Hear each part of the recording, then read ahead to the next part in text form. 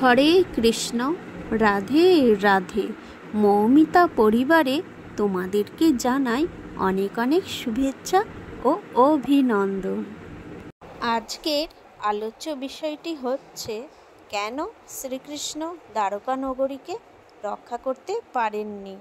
আসুন জেনে নিই এই ভিডিওর মাধ্যমে।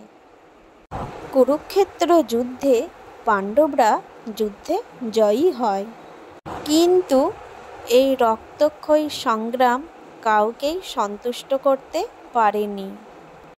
গান্ধারী তার শতপুত্রকে হারিয়ে শোকাহত হয়ে পড়েন। পাণ্ডব ও শ্রীকৃষ্ণ ক্ষমা চাইতে আসেন গান্ধারীর কাছে। তাদের আগমনীর কথা শুনে গান্ধারী ক্রোধান্বিত হয়ে ওঠেন। তিনি শ্রীকৃষ্ণের কাছে এসে বললেন, আজ আমি আমার পুত্রদের হারিয়ে এখানে বিলাপ করছি, ঠিক তেমনিভাবে আপনারও একদিন ওই যাদব বংশ ধ্বংস হবে।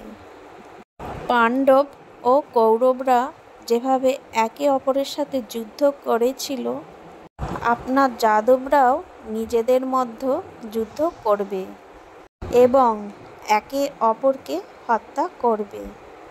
কেউ তাদের ঠেকাতে পারবে না, আপনিও না। আপনি শুধু নীরব দর্শক হয়ে তাদের পরিণতি দেখবেন। আপনিও একজন সাধারণ মানুষের মতোই মারা যাবে। যদিও শ্রীকৃষ্ণ এমনটা কোনোদিনই চাননি।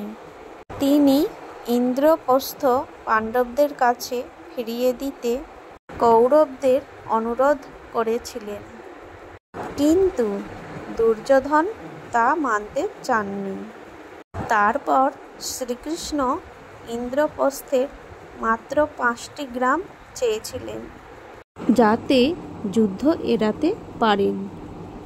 কিন্তু অহংকারী দুর্যোধন বললেন, তিনি পাণ্ডবদের এক টুকরো জমিও দেবেন না।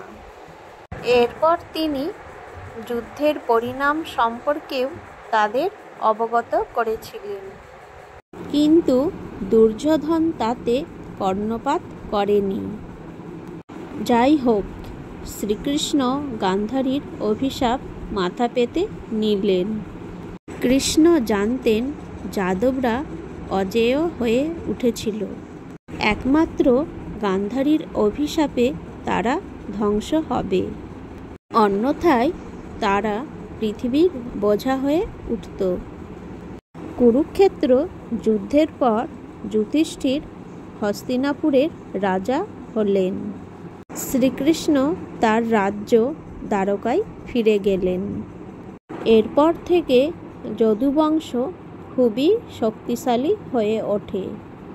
ফলে তাদের মধ্যে হিংসা, লোভ, অহংকার, পাপের জন্ম নেয়। যাদবরা দ্বারকায় নৈতিকতা, শৃঙ্খলা, নম্রতা, ভদ্রতা ভুলে গিয়ে আনন্দে উল্লাসে জীবন কাটাতে লাগলেন। তখন শ্রীকৃষ্ণ বুঝতে পারলেন, মাতা গান্ধারীর অভিশাপ বাস্তবে রূপায়ণের সময় হয়ে এসেছে।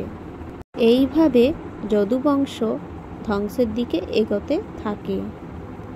এমন সময় একবার বশিষ্ঠদেব, বিশ্বামিত্র ও নারদ, দুর্বাসা প্রমুখ মহান ঋষিরা তীর্থযাত্রা করতে বের হন। তারা বিভিন্ন স্থান পরিদর্শন করে ভগবান শ্রীকৃষ্ণ ও বলরাম সাথে দেখা করতে দ্বারকায় পৌঁছান। তখন কিছু যাদব বালক মহান ঋষিদের নিয়ে মজা করার জন্য কৃষ্ণপুত্র শাম্বকে নারীর পোশাক পরিয়ে তাকে গর্ভবতী মহিলা সাজিয়ে ঋষিদের সামনে উপস্থিত করে। তারা তাদের ভবিষ্যদ্বাণী করতে বলে যে এই গর্ভবতী মহিলা পুত্র জন্ম দেবে নাকি কন্যা। ঋষিরা তাদের ধ্যানের মাধ্যমে বুঝতে পারে যে এ কোনো মহিলা নয়, বরং একটি বালক। তখন অত্যন্ত ক্ষিপ্ত হয়ে ওঠে ঋষিরা অভিশাপ দেয়, যাকে তোমরা মহিলা সাজিয়ে এনেছ সে এক লোহার পিণ্ডের জন্ম দেবে, যা এই যদুবংশের ধ্বংসের কারণ হবে। তারপর ঋষিরা হাসতে হাসতে ওই ঘটনাস্থল ত্যাগ করলেন। পরের দিন সকালে শাম্ব প্রসব বেদনা অনুভব করে এবং একটি মুষল প্রসব করে। এই ঘটনায় যাদবরা ভয় পেয়ে গেল। তারা তৎক্ষণাৎ উগ্রসেনের কাছে ছুটে গেল। উগ্রসেনের নির্দেশে ওই মুষলটিকে গুঁড়ো করে ফেলা হলো এবং সমুদ্রে ফেলে দেওয়া হলো। কিন্তু ত্রিভুজাকৃতির একটি অংশকে কিছুতেই গুঁড়ো করা গেল না। এসব দেখে শ্রীকৃষ্ণ কেবল হাসলেন। শ্রীকৃষ্ণ বললেন, সময় পরিবর্তিত হচ্ছে।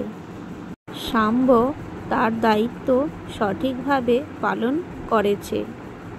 এই বলে তিনি ওই স্থান ত্যাগ করলেন। অক্রূর ও উগ্রসেন উভয়েই বুঝতে পারলেন না শ্রীকৃষ্ণ কি বোঝাতে চাইছেন।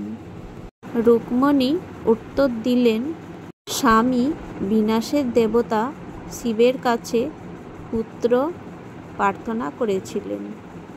সেই পুত্র হলো এই শাম্ব, যে যদুবংশের ধ্বংসের কারণ।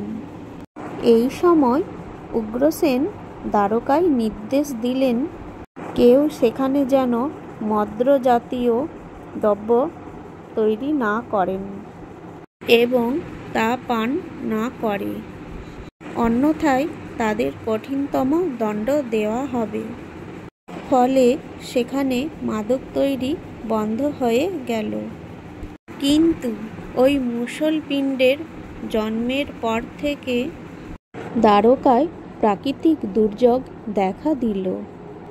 ইঁদুর ও পোকামাকড়ের উপদ্রব বাড়তে লাগল।